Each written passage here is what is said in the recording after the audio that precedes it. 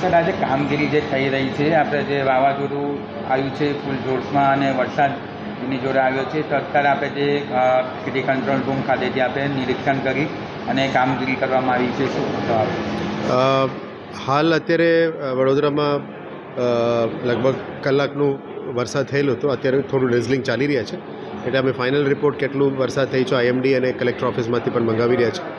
અને હાલ પૂરતું બહુ વધારે પાણી નથી, પણ અમુક જગ્યામાં પાણીનું વોટરલોગિંગ છે, એ નીકળી જશે.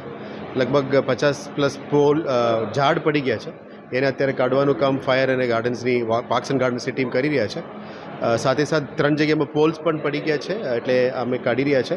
અને MGVCLનું લાઇન્સ અમુક જગ્યામાં બંધ છે, એટલે MGVCL સાથે પરામર્શ કરીને લાઇન પાવર સપ્લાય રિસ્ટોર કરવા માટે પ્રયત્ન કરી રહ્યા છે.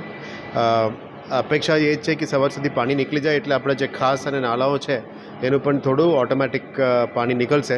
એનાથી ખબર પણ પડશે કે કયા જગ્યામાં વધારાનું પાણી કામગીરી કરવું પડશે પ્રી મોન્સૂન એક્ટિવિટી તરીકે. એના ઉપર અત્યારે અમે કામગીરી કરી રહ્યા છે. આશા રાખીએ છીએ કે સવાર સુધી પાણી ઉતરી જશે. એટલે એક જ નંબર અપીલ છે વડોદરાના નાગરિકોની, ઘરની અંદર જ રહેવાનું આપ ટ્રાય કરજો. બહાર નીકળતા નથી, કારણ કે વરસાદી પોલ અથવા ઝાડ અથવા ઇલેક્ટ્રિસિટી લાઇન્સ આમાં પડી જવાનું શક્યતા છે. એટલે આપ ઘરમાં જ રહેવાનો પ્રયત્ન કરજો. અને આપણે VMCનું ટીમ સતત કાર્યરત છે, સાથે સાથે સિટી પોલીસ સાથે પણ સંકલનમાં છે. એટલે જે ટ્રાફિક જંક્શન્સમાં પ્રોબ્લેમ હતો એ બધું અત્યારે ટ્રાફિક પોલીસ પર નિકાલ કરી રહ્યા છે. એટલે આશા રાખીએ સવાર સુધી બધું સરખું થઈ જાય. આપણે કારેલીબાગ ખાતે ગાડીમાં આગ લાગી હતી અને જેની અંદર 3 જણનો માફ કરજો, કારેલીબાગ ખાતે જ્યાં વૃક્ષ પડતા 3 જણનો આબાદ બચાવ કરવામાં આવ્યો હતો. અમે જોતા હતા, અમારી સ્ક્રીનમાં અમે લાઈવ જોયું હતું. એમાં બહુ વધારે ઇશ્યુઝ નથી.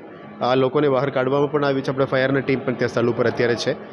હાલ મારા પ્રાથમિક રિપોર્ટ આધારે કંઈ જોખમ નથી, પણ ગાડીનું ડેમેજ થયું છે ઝાડ પડવાથી. એને ઝાડનો નિકાલ કરવાનું કામગીરી અત્યારે હારી રહી છે.